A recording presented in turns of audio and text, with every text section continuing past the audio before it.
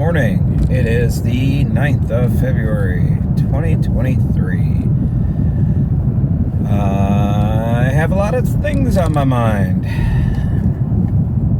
Mostly the talk.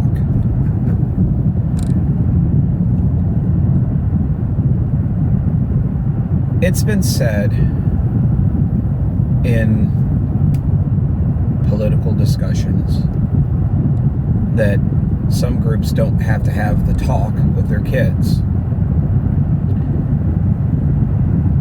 And this is in relation to driving, right? What to do when the police pull you over. Goes back to identity politics.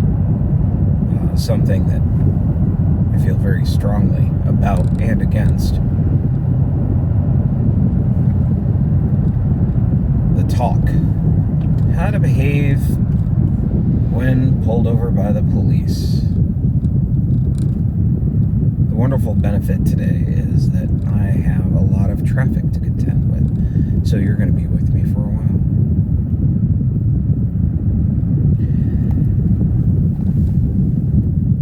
I don't think it's a matter of identity politics. I think everybody should have the talk with their kids. Every parent, every guardian, everybody responsible for a young adult should have the talk with their kids.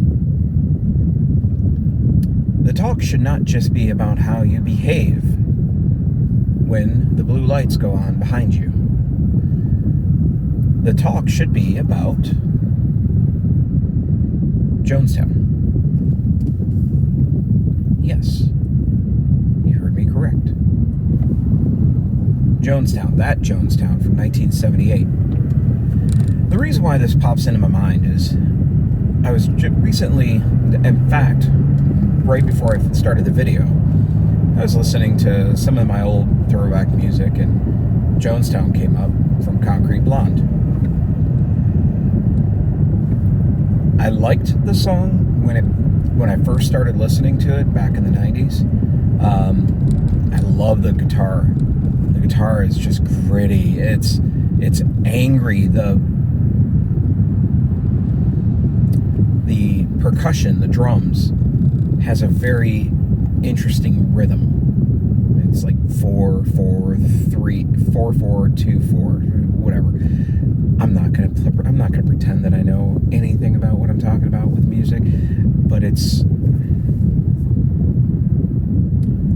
almost like it would be a Morse code for anxiety.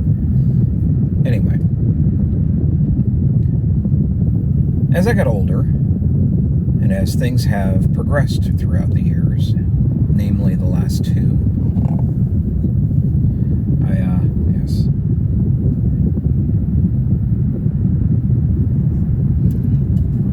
I've grown to appreciate the lyrics even more.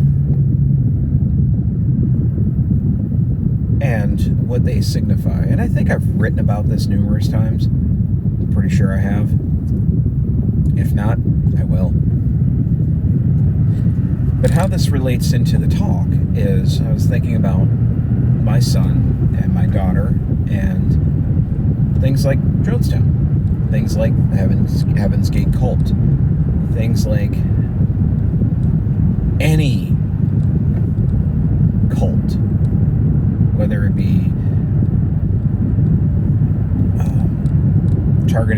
targeting because of belonging or because of political party or because of identity politics or whatever. Yes, I did say that.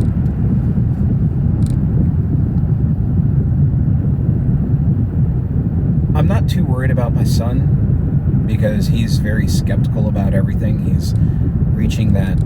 He's going to be 17 next week. And I'm pretty sure that anybody who says anything to him that sounds like a bunch of crap, he's going to call him out on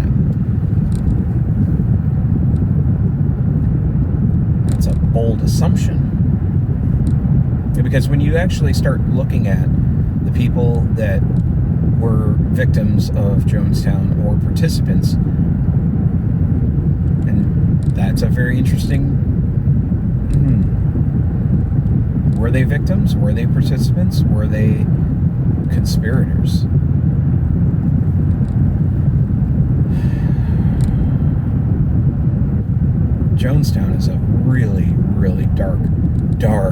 dark part of human history.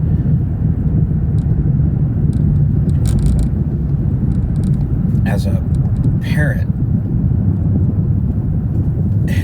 I don't really know.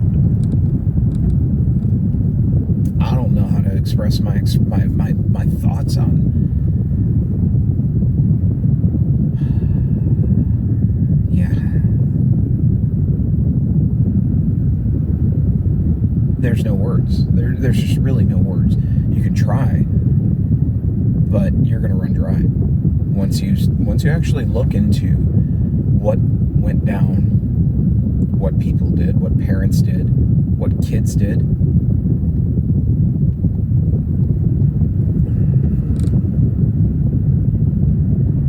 but how this relates to the talk when it comes to driving.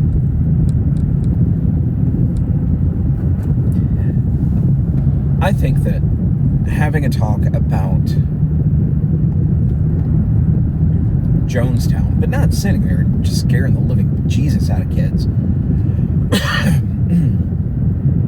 but having a talk about how people can prey on a sense of belonging, or how people can manipulate the environment or information to fit their own nefarious needs. I think that's more important. You know, we lament that kids nowadays aren't given the skills for critical thinking. And there was an article I was reading this morning while I was waiting for the dog to finish up going to the bathroom. Skimmed it, didn't read it. Skimmed it, bookmarked it. I will return back to it. But the article was talking about how AI can use a small portion of human speech. And AI, when I'm not saying AI as in like this nefarious Arcos style singular entity. I'm talking about just AI in terms of deepfakes. You know, you have AI, you have machine learning. Yeah, it's aggregate. It's not holistic right now. That should scare everybody. But AI they can sample your voice and fill in the blanks for corrupted audio files or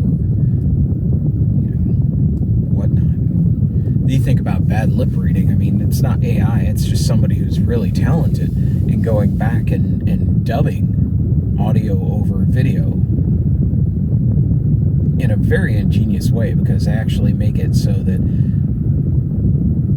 the shapes of the mouths actually are plausible when it comes to the words that they're dubbing over, ad-libbing.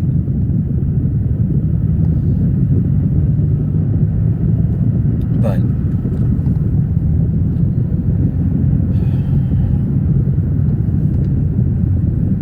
there needs to be a certain level of skepticism when it comes to technology, when it comes to ideology, when it comes to what is being presented as a convenient explanation, a convenient truth, convenient confirmation of bias. There has to be a skepticism. There has to be a limit that somebody when I say skepticism, I'm not meaning just all the time, although that's part of it. What I mean is to be objective, to do something that I do professionally a lot of times, to be the devil's advocate, to look at it and go, okay, that's all fine and good, But what if I have questions about this? What if I don't want to do that? What if I don't? What are my options?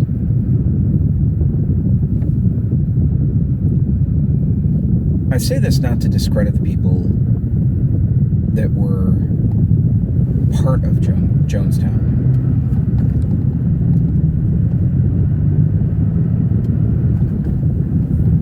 I say this because it's on my mind that these people were looking for a truth. They were looking for a sense of belonging. They were looking for a utopia. And they were promised everything. They were promised a truth. They were promised belonging. They were promised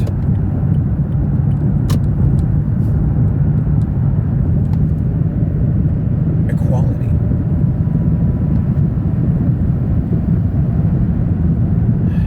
And what did it get them? What were they willing to give up? To me, that's terrifying. And to me, that's justification for wanting to scare the bejesus out of my daughter when it comes to why it's important to be able to think critically and be able to understand when and why to ask questions, and what questions to ask, and what to do if those questions are not allowed. Food for thought. I keep getting the notification that my storage is going down, so I'm going to end this before I lose myself midstream, but there will be more. Probably written, but because, as you see, I'm driving, I can't really write and drive at the same time. Food for thought, though. The talk isn't about just driving. It's about a lot more. And it could be about Jonestown to prevent the tragedies that come from bad traffic stops or a compulsion to do unspeakable things.